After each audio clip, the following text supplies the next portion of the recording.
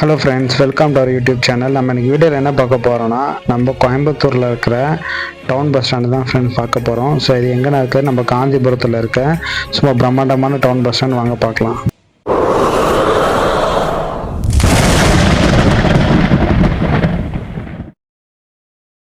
Hello friends, நீங்கள் எங்கே இருந்தாலுமே கோயம்புத்தூருக்கு வந்தீங்கன்னா இந்த டவுன் பஸ் ஸ்டாண்டுக்கு வராமல் போக முடியாது ஃப்ரெண்ட்ஸ். அந்தளவுக்கு இது ஒரு முக்கியமான இது.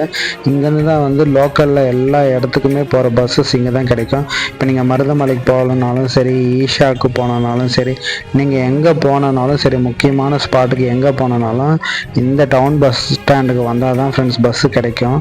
அந்த அளவுக்கு மெயினான ஏரியா கோயம்புத்தூரில். வாங்க ஃப்ரெண்ட்ஸ், இந்த டவுன் பஸ் ஸ்டாண்ட் எப்படி இருக்குன்னு பார்க்கலாம். இதில் பார்த்தீங்கன்னா 4 பிளாட்ஃபார்ம் இருக்குது. எல்லா பிளாட்ஃபார்ம்லேயுமே வந்து செப்பரேட்டாக பஸ் ரூட் இருக்குது.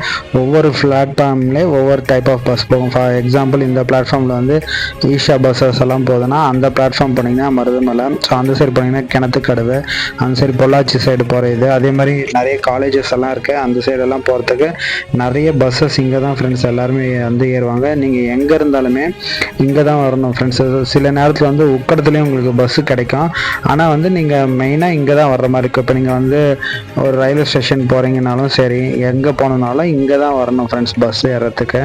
அந்த அளவுக்கு இது ஒரு மெயினான டவுன் பஸ் ஸ்டாண்டாக இருக்குது. இது வந்து நிறைய பேர் வந்து கோயம்புத்தூர் வர எல்லாருமே இந்த டவுன் பஸ் ஸ்டாண்டுக்கு வந்துட்டு தான் போவாங்க. யாருமே வராது இருக்க முடியாது. பார்த்திங்கன்னா நீட்டாக அரேஞ்ச் பண்ணியிருக்காங்க பிளாட்ஃபார்ம் மாதிரி. பஸ்ஸஸ் வந்து போகிறதுக்கு அனௌன்ஸ்மெண்ட் ஏரியா தனியாக இருக்குது. அதே மாதிரி அங்கே எல்லாருமே வந்து பஸ்ஸுக்கு வெயிட் பண்ணுறதுக்கு உட்காரத்துக்காக அவங்களுக்கு சிட்டிங் பிளேசஸ் எல்லாம் நல்லா அரேஞ்ச் பண்ணி வச்சுருக்காங்க.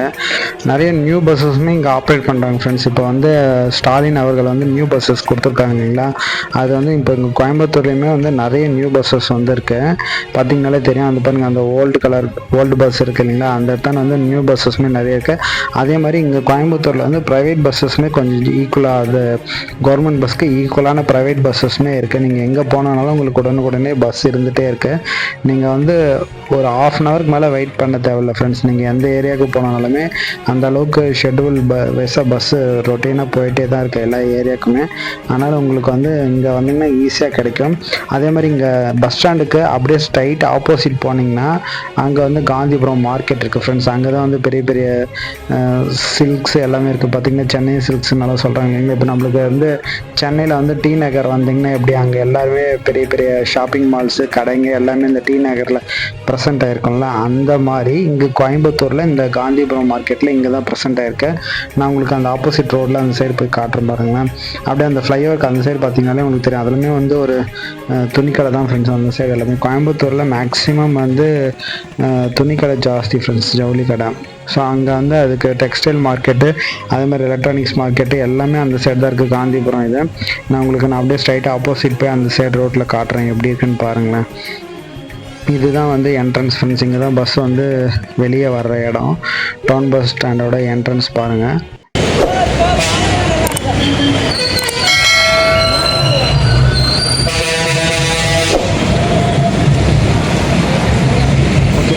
அப்படியே நம்ம ஆப்போசிட்டில் அப்படியே ரோடு கிராஸ் பண்ணிடலாம்.